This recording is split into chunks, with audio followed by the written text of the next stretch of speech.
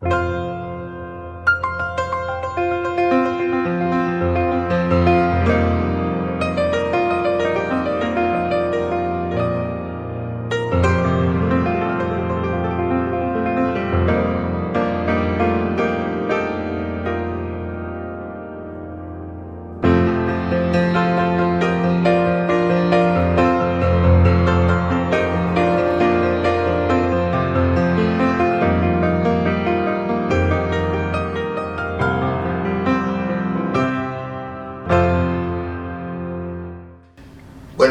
días, estimados hermanos y hermanas.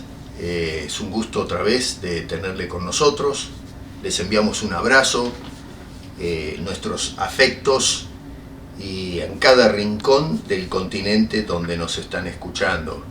Y déjenme extenderle las gracias a todos ustedes que también están compartiendo estos videos con otras personas. Cuando empezamos este ministerio no pensábamos en el alcance que iba a tener esto. Y bueno, muchos de ustedes han compartido, ¿no?, las prédicas y las series con otras personas. Y honestamente les agradecemos mucho eso. Nos están escribiendo y bueno, expresándonos cómo la palabra de Dios está ayudándoles a entender mejor el Evangelio y las doctrinas bíblicas. Así que los animo a que sigan haciendo eso para que podamos despertar al pueblo de Cristo a la verdad e interés de la palabra de Dios. Hoy vamos a trabajar con Juan capítulo 8, versículos 12 al 20. Los voy a leer. Y en el verso 12 del capítulo 8 del Evangelio de Juan dice: otra vez Jesús les habló diciendo: yo soy la luz del mundo. El que me sigue no andará en tinieblas, sino que tendrá la luz de la vida. Entonces los fariseos le dijeron: tú das testimonio acerca de ti mismo, tu testimonio no es verdadero. Respondió Jesús y les dijo: aunque yo doy testimonio acerca de mí mismo, mi testimonio es verdadero, porque sé de dónde he venido y a dónde voy, pero vosotros no sabéis de dónde vengo ni a dónde voy. Vosotros juzgáis según la carne, yo no juzgo a nadie. Y si yo juzgo, mi juicio es verdadero, porque no soy yo solo, sino yo y el que me envió, el Padre. Y en vuestra ley está escrito que el testimonio de dos hombres es verdadero. Yo soy el que doy testimonio de mí mismo, y el Padre que me envió da testimonio de mí. Ellos le dijeron: ¿dónde está tu Padre? Respondió Jesús: ni a mí me conocéis, ni a mi Padre. Si a mí me conocieseis, también a mi Padre conoceríais. Y Juan termina diciendo: estas palabras habló Jesús en el lugar de las ofrendas, enseñando en el templo. Y nadie le prendió porque aún no había llegado su hora. Bueno, un caso pero muy interesante. Eso no quiere decir que en los otros casos no son interesantes, todos lo son. Pero es muy interesante esto porque nos ayuda a entender un poco, a ver, cómo Jesús describe nuestra naturaleza sin Cristo, aunque a veces creemos en Dios. Ahora vamos a hablar un poquito de eso. Y lo que es Jesucristo para nosotros o puede llegar a ser. Lo que tenemos acá sucede al final de la fiesta de los tabernáculos. En el capítulo, sabemos eso porque si dan vuelta una página en el capítulo 7, nos dice que estaba cerca la fiesta de los tabernáculos. Esto es muy interesante porque la vez pasada hablábamos de cómo Juan describe a Jesucristo subiendo a una fiesta en el capítulo 5, ¿no?, del mismo Evangelio, y sin embargo obvia mencionar la fiesta en cuestión. Y habíamos indicado que Jesús no menciona la fiesta porque ese no es su objetivo. El interés de Juan era mostrarnos qué hacía Jesús durante esa fiesta. Pero acá es distinto el asunto. Acá ya Juan opta por mencionar cuál es la fiesta. Dice en el verso 10 que, primero verso 2 del capítulo 7 dice que estaba cerca la fiesta de los judíos, la de los tabernáculos, y el verso 10 dice que ya los hermanos habían subido, y él también subió a la fiesta, no abiertamente, sino como en secreto, y luego se abre, ¿no es cierto?, se muestra públicamente y enseña en el templo. Así que la razón del por qué Juan opta por mencionar la fiesta de los tabernáculos es porque hay ciertas cosas que representan esa fiesta y que lo vamos a mirar ahora inmediatamente. La fiesta de los tabernáculos o la fiesta de Sukkot quiere decir en nuestro idioma la fiesta de las cabañas. Y también se le llama la fiesta de las cosechas. Así es como lo entendía esta gente. Y era una fiesta, una de esas fiestas que finalizaba una tira de 7 en total. 7 celebraciones anuales que se hacían al Señor.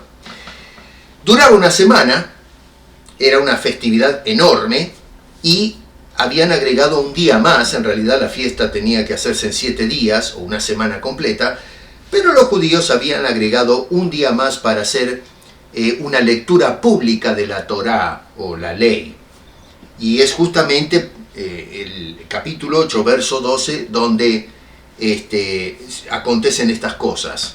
El día en que se leía públicamente la ley al pueblo. La fiesta de los tabernáculos evocaba, vamos a ver si lo pongo de esa manera, la etapa de peregrinación del pueblo de Israel de Egipto hacia la tierra prometida. Nos recuerda que el pueblo vivía en una forma precaria y temporal en tiendas o cabañas que hacían, ¿no es cierto?, mientras iban por la tierra, y justamente porque estaban de paso. No tenía sentido construir algo estable cuando estaban un día y al otro día se levantaban y se iban.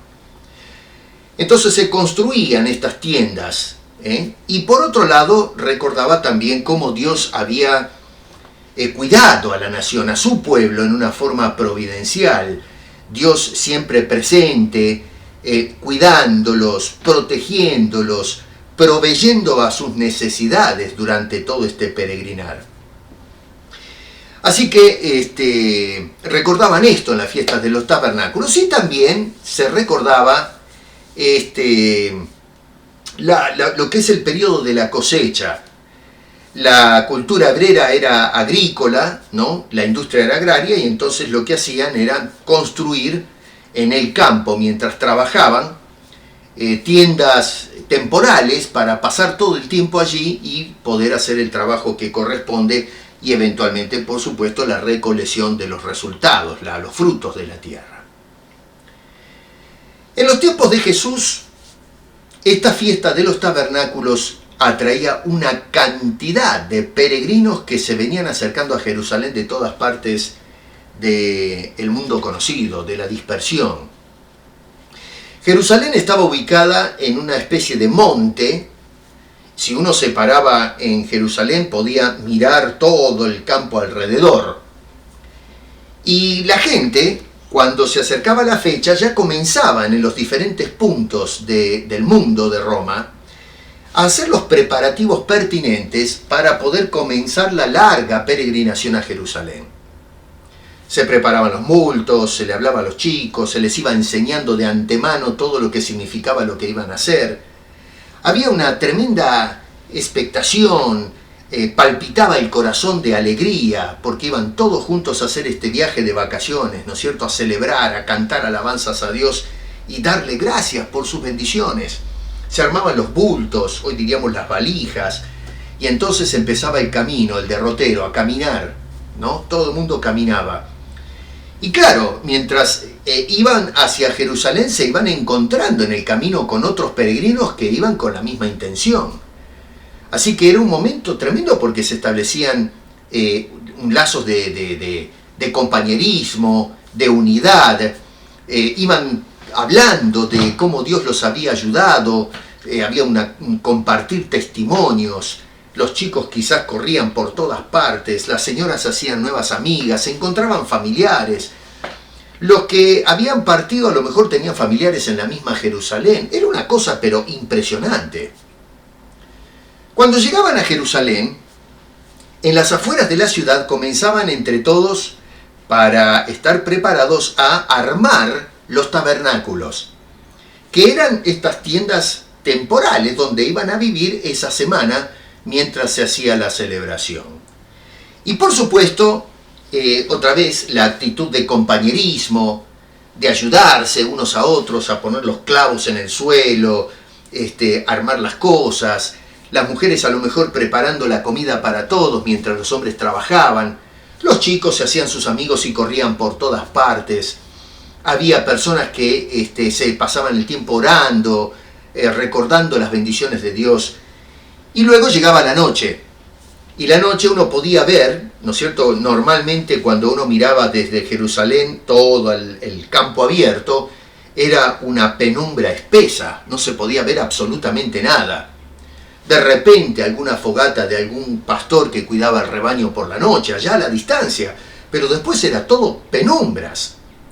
Pero durante esta semana se podían ver todas las antorchas prendidas en ese campo abierto, se podía escuchar la música de los cantores que alababan a Dios, danzas. A lo mejor a los chicos se les dejaba que se vayan a dormir un poco más tarde para aprovechar toda la celebración. Había risas. Debe haber sido una fiesta preciosísima para estar allí, conocer gente y pasar el tiempo. En el templo se habían preparado 4 enormes candeleros dorados, enormes, que se encendían por la noche y eso alumbraba todo el templo. Todo ustedes podían ver desde abajo, mirando hacia arriba, cómo brillaban las paredes del templo debido a estas 4 lámparas enormes que se ponían para alumbrar durante la fiesta. Había canciones, se cantaban salmos, se danzaba, se alababa a Dios, otra vez todo en un clima de jolgorio y de gran felicidad. Había, según nos dicen los expertos, 2 velas de más o menos 23 metros de alto que se encendían y representaba la columna de fuego que acompañaba al pueblo de Israel durante el éxodo en las noches para al iluminar, ¿no?, ser un foco encendido en medio de la nación, y representaba la presencia misma de Dios en medio de su pueblo y cuidándolos. En el último día de esta procesión, ¿no es cierto?, de esta fiesta, había un grupo de personas, una procesión que habían ido a un estanque a buscar agua. Y venían con un cántaro, y entonces lo que hacían era derramar el cántaro de agua, el agua del cántaro, debo decir, alrededor del altar, arriba del altar, y esto era un gesto pidiendo en oración que el Señor enviara la lluvia, el agua, para regar el campo, y de esa manera tener el mayor resultado, el mayor producto, la mayor colección de frutos de todas sus labores. Y entonces de esa manera, con el arrojar esa agua, se le daba punto final a la fiesta de los tabernáculos. La gente ya terminó todo esto, cesaron los cantos y comienza la gente, después de la oración final, a caminar hacia afuera del templo para comenzar los preparativos. Algunos se quedaban para poder escuchar la lectura de la ley al día siguiente y, por supuesto, los locales que también seguían yendo al templo. Es en ese momento, cuando termina la ceremonia, que probablemente se levantó Jesucristo en el capítulo 7, versos 37 y 38, a decir: si alguno tiene sed, venga a mí y beba. Y el que cree en mí, como dice la Escritura, de su interior correrán ríos de agua viva. Otra vez la escena del agua, y Jesucristo dice: acá está, el que viene a mí va a encontrar esa agua. No necesitamos rompernos mucho la cabeza en cuanto al exégesis, porque nos da la mano el mismo Juan.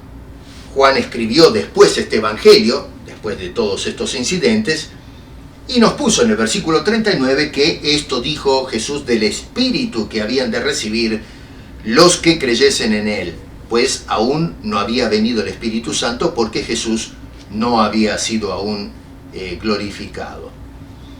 Así que no le demos vuelta a la rosca ahí, porque ahí está la interpretación hecha por el mismo apóstol de Jesucristo acerca de qué es lo que quería, a dónde apuntaba Jesús con esas palabras de yo, el que tiene sed, venga a mí.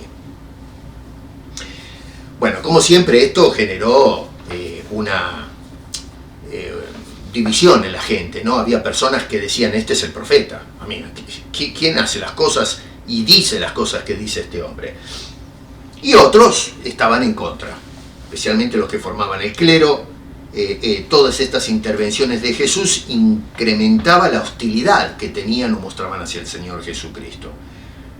Verso 44, por ejemplo, dice, y algunos de ellos querían prenderle, pero ninguno le echó mano. Algunos no se animaron a tocarlo por ser los policías del templo, y entre ellos Nicodemo, un fariseo que está mencionado en el verso 50, ya hablé en otra ocasión de él. Por eso no dice todos, sino algunos de ellos eran los que querían agarrarlo. Verso 53 dice, cada uno se fue a su casa. Capítulo 8, verso 1, Jesús se fue al Monte de los Olivos, se retiró esa noche, tal vez para orar un poco, ¿no? Y entonces verso 2 nos introduce al nuevo día, el octavo, dice, por la mañana volvió Jesús al templo, y todo el pueblo vino a él, y sentado les enseñaba. Así que tenemos otra vez la escena en el templo, Jesús le está hablando a la gente, como de costumbre, y de repente irrumpe la escena, y yo siempre veo esto como un atrevimiento, porque no se pide permiso. Los fariseos eran arrogantes, eran soberbios, y así se meten entre la gente y le traen a una mujer que había sido sorprendida en adulterio. Con toda la fiesta que hubo, parece que a alguien se le fue la mano. La noche anterior, la noche que pasó, se hicieron los locos, hicieron lo que no debían hacer, y los fariseos, no sé cómo se enteraron, pero encontraron a esta persona en el acto mismo, y entonces se la trajeron a Jesús, no para que hiciese justicia, sino para tenderle una trampa, porque eran muy sinvergüenzas estos hombres. Entonces le traen a Jesús diciendo, ¿qué hacemos con esta mujer? Fue sorprendida en adulterio, y tú ya sabes lo que dice la ley. Lo que ellos intentaban hacer acá es destruir a Jesús. Si Jesucristo decía, bueno, tienen que apedrear... A ver, si Jesús decía, déjenla salir, no le hagan nada, ¿no? Bueno, hubiesen ido al Sanedrín y lo hubiesen acusado como una persona que es infractora de la ley. Una persona antinomiana, vamos a decir. Un hombre que está, un anarquista, Y entonces iba a caer bajo el rigor del Sanedrín, de la justicia judía. Pero si este hombre decía, bueno, vamos, siguiendo la ley, vamos a matar a esta mujer a pedradas. Bueno, hubiesen ido corriendo a las autoridades romanas, miren qué sinvergüenza los señores, y hubiesen dicho a Roma, bueno, miren, este señor pasó por arriba de las autoridades romanas, que eran las únicas que tenían la autoridad para poder condenar a alguien a muerte. Por eso lo vemos después en la crucifixión, que los judíos gritaban a Roma, a Pilato, decir, crucifícale. Ellos no podían hacer eso porque se metían a Roma encima. Entonces hubiesen acusado al Señor Jesucristo de no someterse o respetar las leyes romanas. Claro, Jesucristo les responde de una manera que les terminó saliendo el tiro por la culata. Querían apedrear a Jesús, y resulta que Jesús termina apedreándolos a ellos con la respuesta que les da. Verso 7 dice, como insistieran en preguntarle, se enderezó y les dijo, el que de vosotros esté sin pecado sea el primero en arrojar la piedra contra ella. O sea, no les salió el plan que ellos habían tramado en una respuesta o la otra, no calcularon la tercera posibilidad, que era la que les estaba dando el Señor Jesucristo, y los agarró.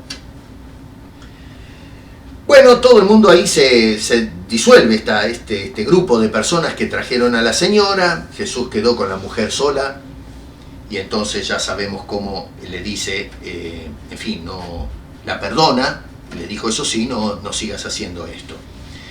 Cuando entramos al versículo 12, está enseñando Jesús, y otra vez allí tenemos a Jesús echando mano de las escenas de esa semana gloriosa de la fiesta de los tabernáculos.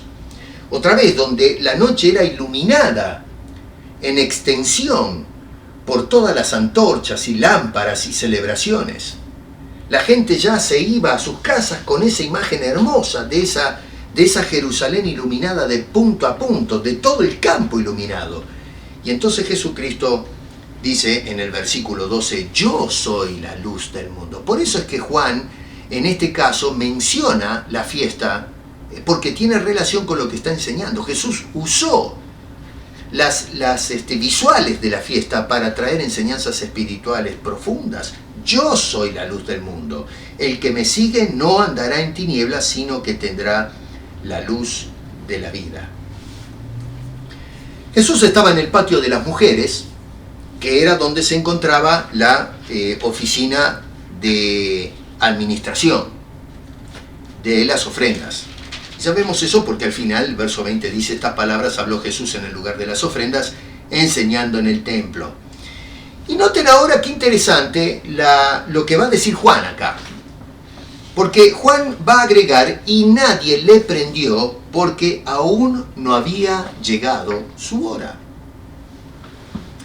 Es muy interesante porque notamos que los fariseos querían agarrar a Jesús, pero entonces Juan dice, el asunto, aunque ellos tenían la trama bien hecha, sin embargo no la podían llevar a cabo porque no era la hora precisa, no había llegado la hora.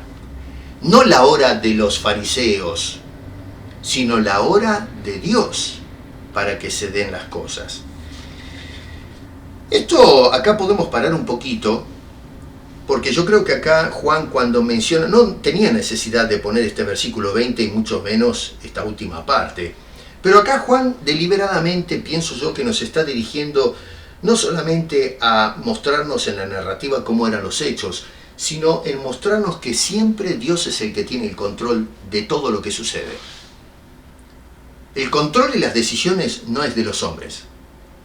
En última instancia, los hombres sí toman decisiones, pero es Dios el que decide el cuándo y el cómo y el dónde.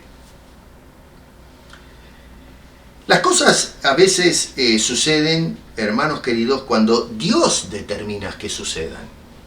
No antes y no después. Son los tiempos y las circunstancias que Dios determina. Ellos querían apresar a Jesús, pero Dios quería otra cosa. Tomen ustedes nota que la decisión de la voluntad humana está supeditada o está subordinada a la voluntad de Dios, nunca al revés. Esa idea equivocada que muchas veces se tiene hoy de que la voluntad de Dios es pasiva, que la voluntad de Dios se detiene de actuar para darle lugar a la voluntad del hombre y todas estas cosas filosóficas que no tienen asidero bíblico, y con esto no descarto la responsabilidad humana, pero otra vez, nosotros le damos vuelta al asunto. Pensamos que la voluntad de Dios está subordinada a la voluntad del hombre, pero eso es hasta blasfemo. La voluntad del hombre está subordinada a la voluntad de Dios. Noten ustedes que, si prestaron atención a lo que ya dije anteriormente en el capítulo 7, verso 44, algunos de ellos querían prenderle. Así que la voluntad está ahí. Ellos quieren arrestar a Jesucristo, hicieron todo lo posible para meterlo preso.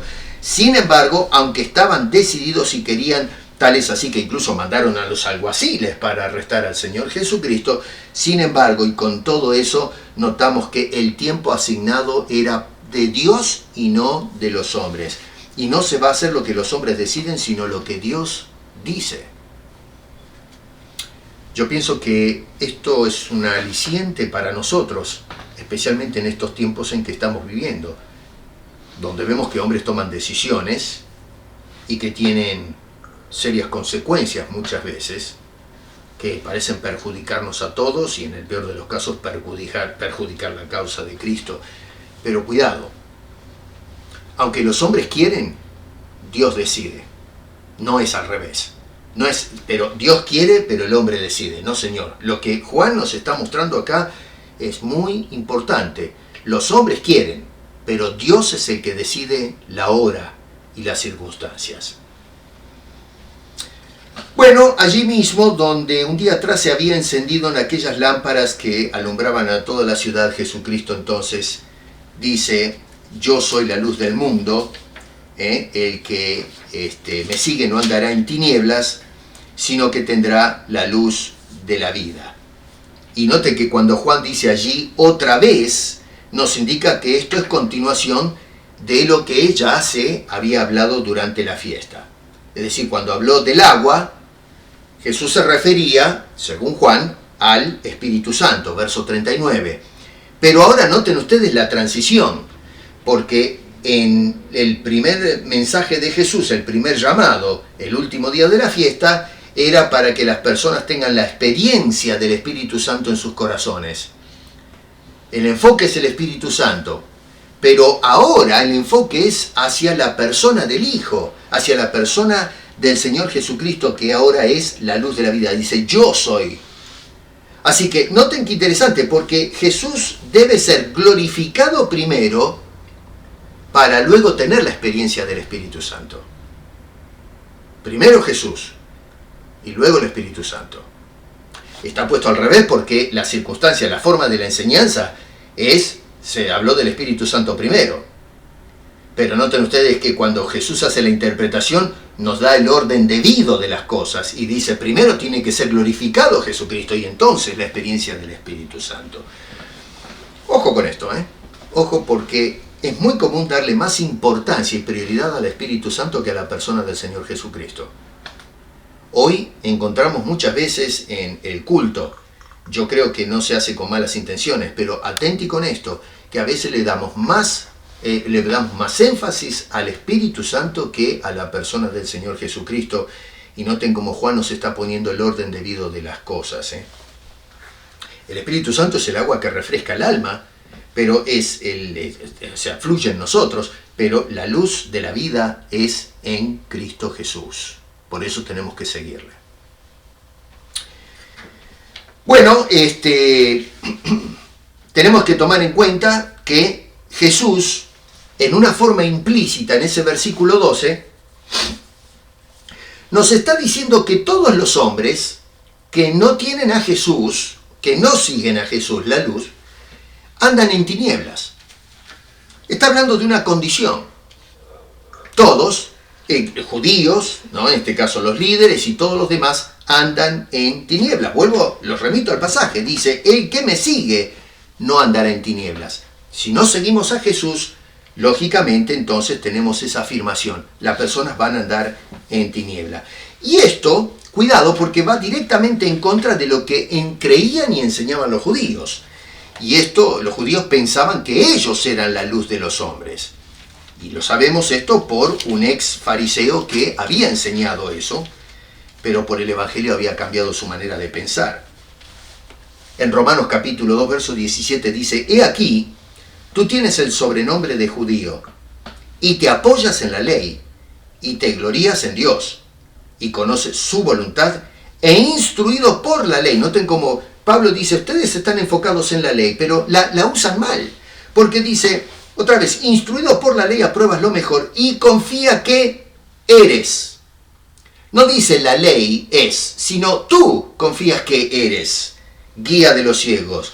Tú confías que eres luz de los que están en tinieblas, instructor de los indoctos, maestro de los niños, que tienes en la ley la forma de la ciencia y de la verdad. Miren qué interesante. Lo que está mostrando Juan acá es el error de aplicación de la ley. Claro, tenían la ley, veneraban la ley, pero ellos pensaban que la ley los hacía a ellos la luz de los hombres. Así que, gracias a Dios que Pablo nos muestra este gravísimo error por parte de los fariseos. Y claro, ahora Jesucristo se levanta a estos hombres que pensaban que eran la luz de los hombres y les dice, señores, yo soy la luz del mundo. Totalmente a contramano de lo que creían y enseñaban estos hombres. Y bueno, cuando miramos esto podemos entender por qué se ofendían y por qué odiaban tanto a Jesucristo. Porque Jesucristo iba directamente al corazón del credo de estas personas y se los hacía pedazos. Les cambiaba toda la óptica. ¿Qué son las tinieblas? Las tinieblas es la ausencia de la luz, lisa y llanamente. Las tinieblas son un estado. Las tinieblas no es algo, es la ausencia de algo, que es la luz. Y el andar en tinieblas es andar en un estado de penumbras, de oscuridad absoluta. Se carece de algo fundamental para la vida y es la luz. Por lo tanto, se es incapaz por parte del hombre de ver por sí solo. Y al no ver, entonces el hombre ya no puede discernir en una forma clara y precisa todos los asuntos espirituales. Y aunque haga el intento, ¿no es cierto?, de ejercer juicio y hacer conclusiones, bueno, esas conclusiones siempre van a ser desacertadas, va a desatinar a las verdades espirituales. ¿Por qué? Bueno, porque no adquiere una información, debido a que no puede ver, no puede adquirir la información fidedigna de la realidad espiritual. Y por lo tanto lo único que puede ver son espejismos o qué sé yo, sombras fantasmales acerca de las cosas de Dios. Proverbios, por ejemplo, 4:19 dice: el camino de los impíos es como las tinieblas, no saben en qué tropiezan.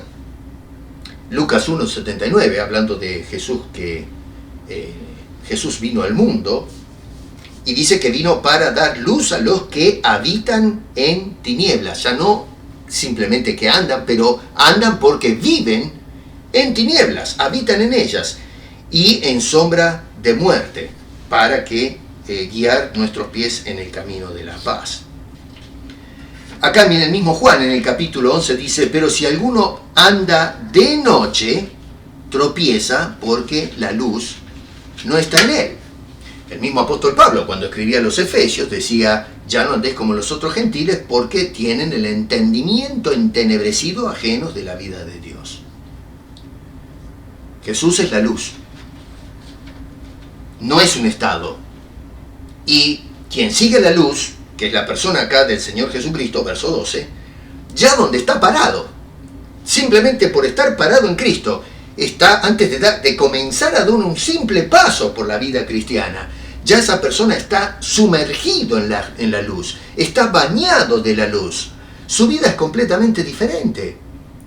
Ya ahora miramos al mundo diferente, miramos a los hombres en forma diferente, interpretamos la vida desde una óptica diferente. Las realidades espirituales las entendemos en una forma diferente. Aparecen ahora estas cosas nítidamente delante de nuestros ojos, como nunca antes las habíamos nosotros podido percibir por nosotros mismos.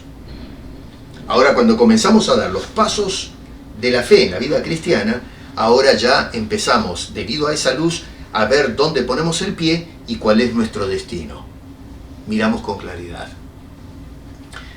Noten ustedes que tenemos que, número uno, debemos seguir la luz. No es que la luz nos siga a nosotros, esto es un absurdo. La luz no va detrás nuestro, tiene que ir adelante nuestro. Si yo estoy en el medio de un campo oscuro, espeso, y pongo la luz atrás, ¿qué tengo delante mío? La oscuridad. No veo nada. Por eso entonces ponemos la linterna, la luz, delante nuestro para poder mirar qué hay adelante de nosotros. Porque la luz rompe, abre una brecha en medio de esas penumbras.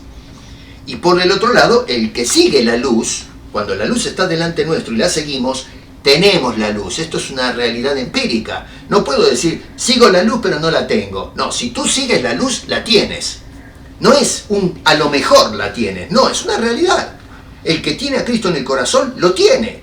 Y punto. No es un, bueno, a lo mejor lo tiene, a lo mejor no lo tiene, depende cómo está, cómo se siente. No, señor, o lo tienes o no lo tienes. Esa es la realidad. El que tiene la luz, el que sigue la luz, la tiene. Miren, ¿saben una cosa? Muchos buscan inútilmente la iluminación interior, buscar la propia luz. Antes de conocer a Cristo yo estuve metido mucho en el esoterismo, el mundo místico,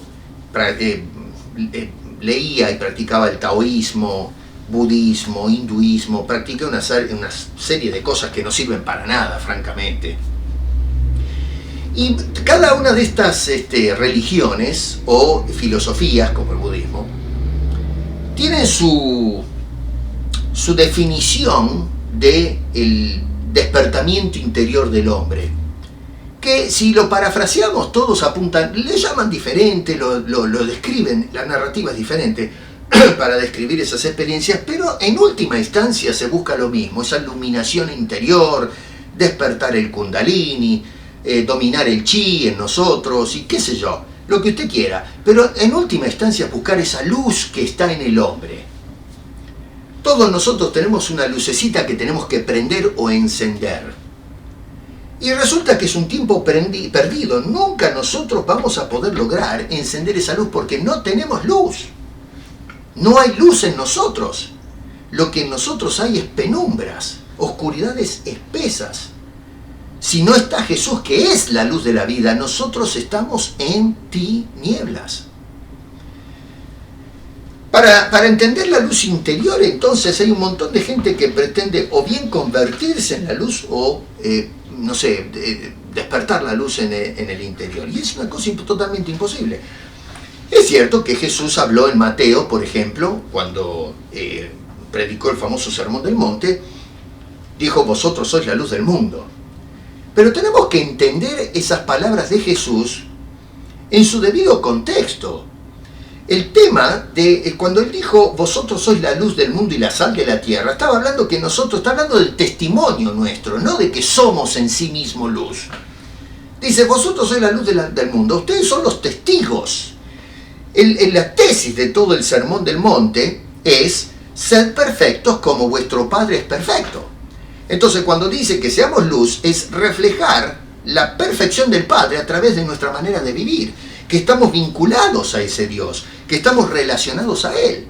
Por eso dice, ustedes son los testigos de la realidad de Dios en la vida de una persona, en esa relación, qué es lo que Dios hace o produce en la vida de una persona. No es lo mismo que está diciendo Jesús acá. Otra vez, en Mateo se habla, vosotros sois la luz del mundo, pero no es que nosotros somos luz en sí mismos, sino que somos un reflejo de la luz que viene de Cristo. El reflejo o el testimonio de la realidad, de la experiencia de Dios en nuestras vidas. En cambio, acá Jesucristo dice, yo soy la luz del mundo. El salmista entendió perfectamente esto. En el Salmo 18, verso 28 dice, tú, no dice yo voy a encender, estudiando la ley, dice, tú encenderás mi lámpara.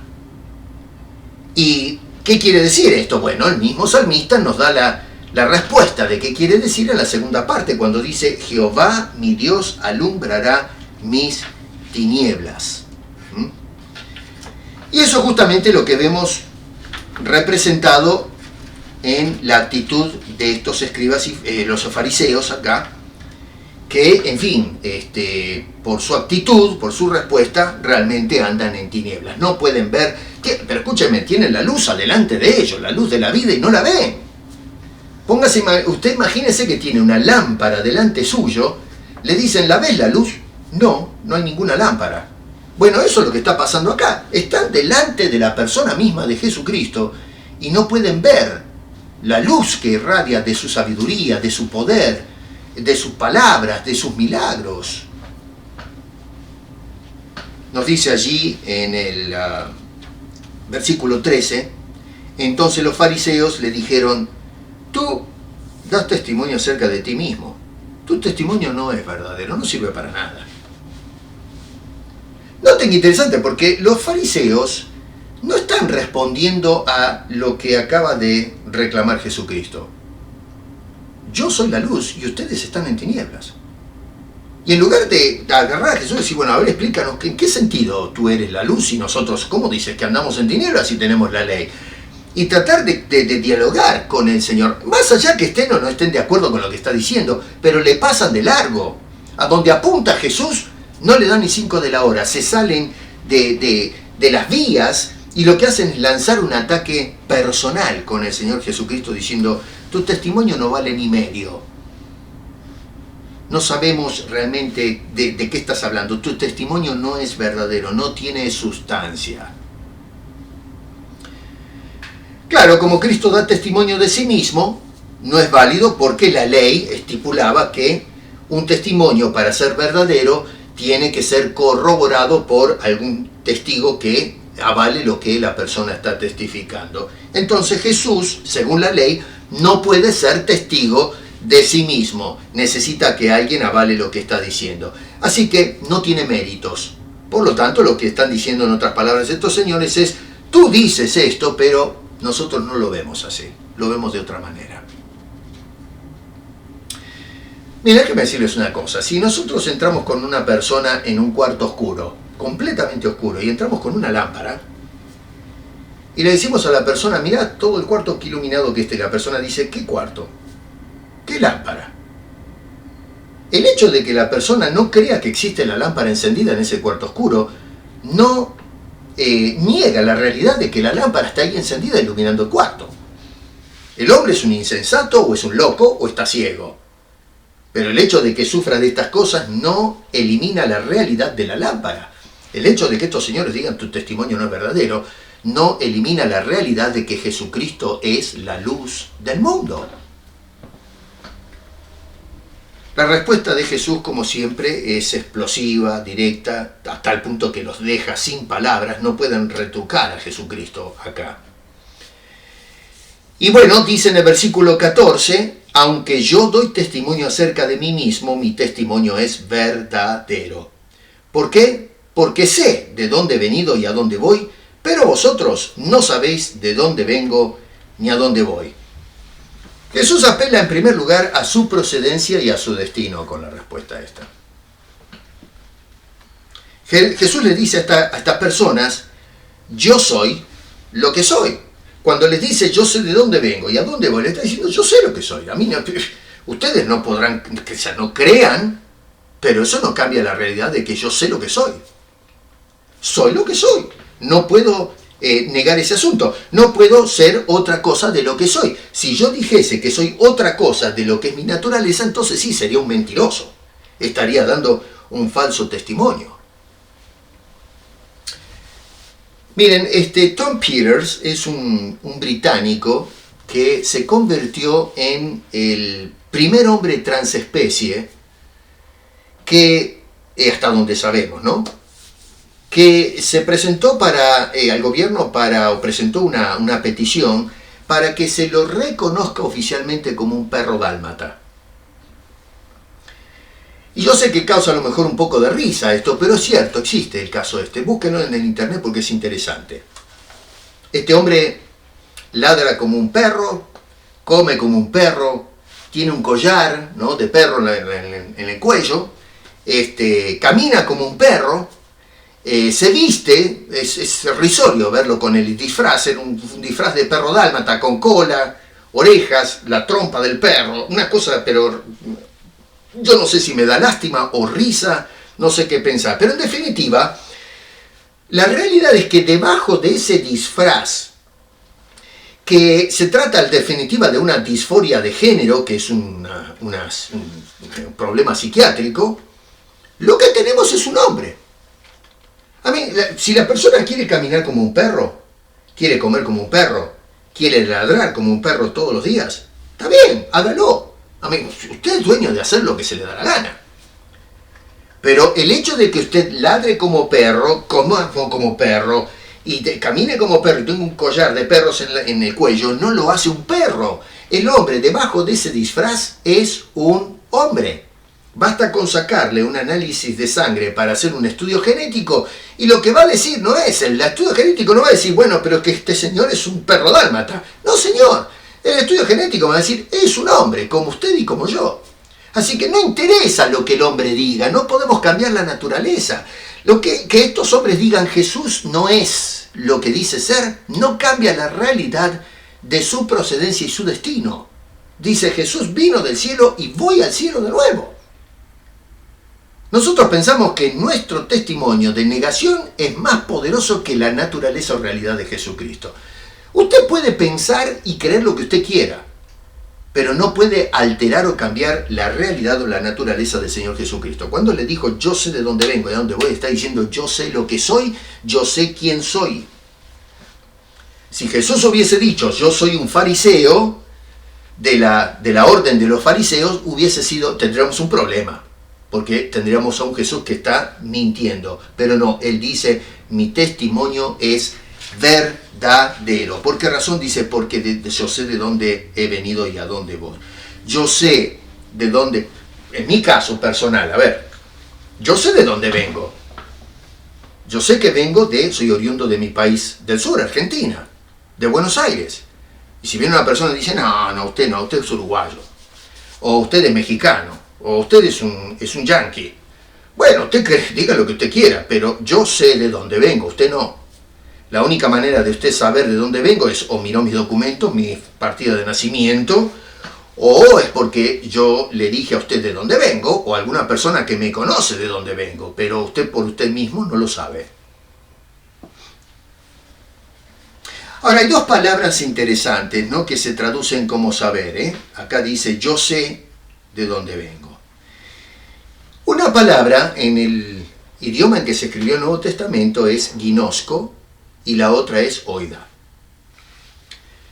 La palabra ginosko, que se traduce como conocer o saber, se hace referencia a un conocimiento que se adquiere mediante un proceso.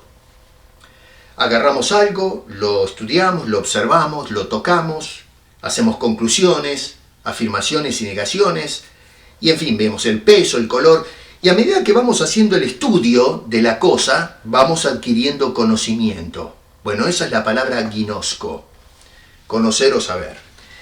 Pero en este caso no se usa esa palabra, sino la palabra oida, que habla de un conocimiento completo que no se adquiere mediante un proceso, sino que es un conocimiento innato.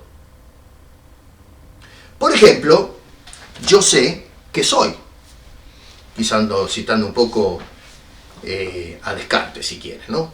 René Descartes es uno que salió con una teoría, ¿no?, de la razón, el padre del racionalismo continental. Y la realidad es esa, que nosotros, si hay una verdad que es incuestionable, es que yo soy, y punto. Si alguien dice, no, usted no es, bueno, no interesa. Pero eso no es algo que yo voy adquiriendo mediante información. Lo que yo adquiero mediante información, mediante el estudio, es de qué estoy constituido, que tengo huesos, tengo piel, sistema nervioso y una serie de cosas. Voy estudiando lo que soy, de qué forma estoy compuesto, y entonces sí, voy adquiriendo ginosko. Pero el hecho de ser, de entender que soy, ya eso es un conocimiento innato. No necesito que alguien me diga, usted existe, porque yo sé, en forma innata, sé que existo. Es un conocimiento pleno que tenemos. Bueno, esa es la palabra que usa Jesucristo. Cuando Él dice, sé de dónde he venido y a dónde voy, está usando la palabra, tengo un conocimiento pleno, no algo que voy adquiriendo. Un ejemplo del juego de esta palabra lo tenemos ahí en el mismo capítulo 8, verso 55 de Juan, cuando dice, pero vosotros no le conocéis. Usa la palabra ginosko, es decir, ustedes no tienen el proceso, no han entendido la ley, no tienen esta información de acá y esta información de allá, ustedes no tienen el conocimiento que se adquiere mediante ese proceso. En cambio dice, yo le conozco, y ahí usa la palabra oida, que quiere decir conozco absolutamente. Y si dijere que no le conozco en esa forma inherente y completa, sería mentiroso como vosotros, que decían que conocían al Padre, pero dice, le conozco y guardo su palabra. Así que Jesús sabía quién es Él. Ellos, en cambio, no lo sabían, de dónde vengo y a dónde va el Señor Jesucristo. Y toda persona hoy que se pasa el tiempo renegando y protestando y negando a Jesucristo y su naturaleza, Él es el mentiroso. Porque habla de lo que no sabe. Y para poder saber necesita las experiencias. Y como no tenemos las experiencias, simplemente lo negamos como hacen estos pedazos de tarugos. En cambio, Jesucristo no necesita ninguna experiencia, Él sabe lo que es. Que nosotros lo aceptemos o no, ya es asunto nuestro. Y entonces pasa la segunda fase de la respuesta, el testimonio del Padre. Ellos lo acusaban de no tener testigo que diera testimonio a favor de Jesucristo cuando decía yo soy la luz del mundo. Dice, no, usted está dando testimonio de ti mismo, así que la ley dice que tiene que haber un testigo que corrobore tu testimonio, así que tu testimonio no es válido. Bueno, Jesús les dice, la verdad es que tengo un testigo poderoso y fidedigno que testifica a mi favor. versos 16 y 18 dice: si yo juzgo, mi juicio es verdadero, porque no soy yo solo, sino yo y el que me envió, el Padre. En vuestra ley está escrito, no dice en la ley, sino en vuestra ley, es decir, porque ellos interpretaban la ley a su manera. Ya no es la ley que Dios les dio, sino lo que hicieron ellos con la ley. Dice, vuestra ley, dice, está escrito que el testimonio de dos hombres es verdadero. Bueno, yo, el que doy testimonio de mí mismo, y el testigo, dice, el Padre que me envió, da testimonio de mí. Lo reventó.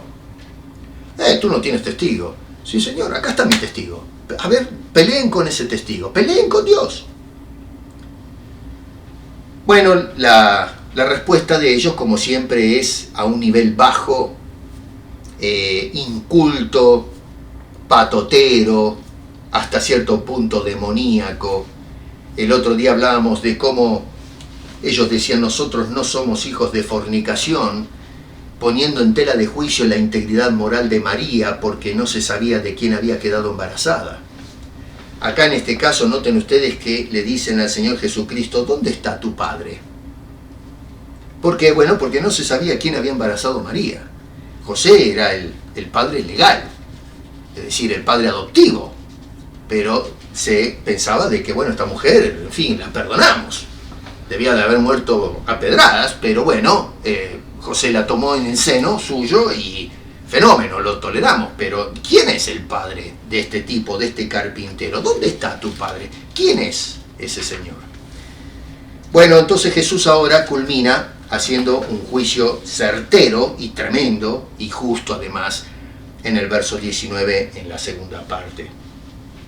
Él les dice, ni a mí me conocéis, ni a mi Padre. Si a mí me conocieseis, también a mi Padre conoceríais. En otras palabras, lo que Jesús está afirmando es que ellos están en total penumbras espirituales. Ellos dicen, nosotros conocemos a Dios, servimos a Dios, leemos la palabra de Dios, la estudiamos, la enseñamos.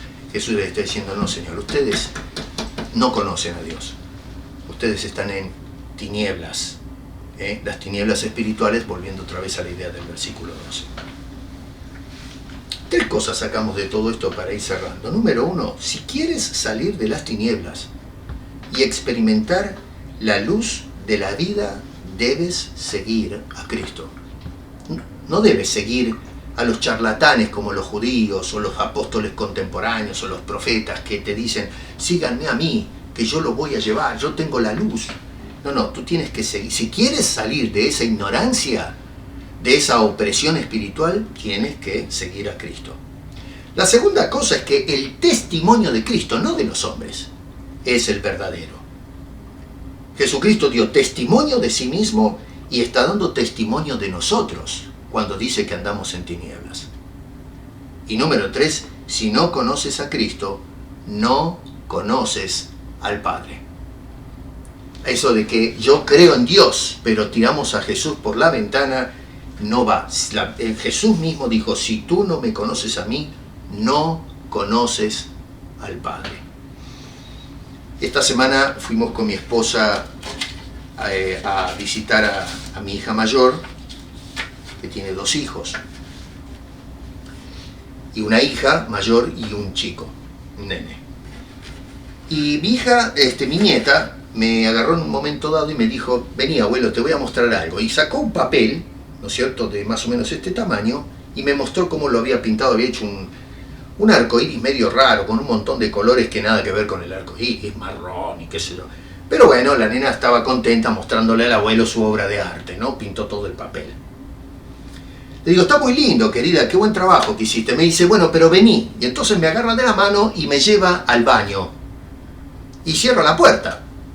Y estamos en completa oscura. Ella tenía el papel atrás de en la parte de atrás, ¿no es cierto?, en la espalda. Cierra la puerta del baño y entonces me dice, mira ahora. Y saca el papel y resulta que todas esas pinturas brillaban en la oscuridad. Le fascinaba a ella que la pintura fosforescente que tenía el papel, que con la que había pintado, pudiese alumbrar en lo oscuro. Y yo pensaba, qué lindo, ¿no?, esta nena, con qué gusto ella me quiere mostrar esto que le llama la atención, cómo la pintura alumbra en la oscuridad. Y eso es lo que hace el Señor Jesucristo. En medio de las penumbras nos quiere mostrar su obra maestra, su pintura, la luz que es Él, no que emana, sino que Él es. Jesús brilla en la oscuridad. Y lo que el Señor quiere es que nosotros podamos seguir esa luz, porque se abre paso en medio de las tinieblas. Vivimos en un mundo condenado, oscuro, hundido en penumbras. Y qué cosa tremenda que Dios nos está ofreciendo en la persona de su Hijo Jesucristo, la luz de la vida, la luz de la vida eterna. Y hoy está ofreciéndose continuamente a todos los que están andando en tinieblas. Así que deja de caminar palpando en la oscuridad y ven a la persona de Jesucristo para que Él pueda alumbrar tu vida. Y luego entonces que de tu interior, como dijo antes, fluyan ríos de agua viva, ¿no es cierto? Que podamos recibir esa agua que opaca nuestra sed, que sacia nuestras almas. Ojalá que esta luz de la vida pueda brillar en tu corazón y pueda esto ser un comienzo de aventuras singulares con Cristo. Padre, te damos gracias por esta experiencia, por esta historia hermosa, y te imploramos en el nombre de Cristo Jesús que puedas seguir brillando en este mundo entenebrecido. Que personas que están perdidos puedan venir, que sean traídos por el Padre a los pies del bendito Señor para que pueda otorgarles la luz de la vida. Señor, por favor te imploramos que este mensaje pueda llegar al corazón de la audiencia, porque te lo pedimos en el nombre precioso de Cristo Jesús. Amén.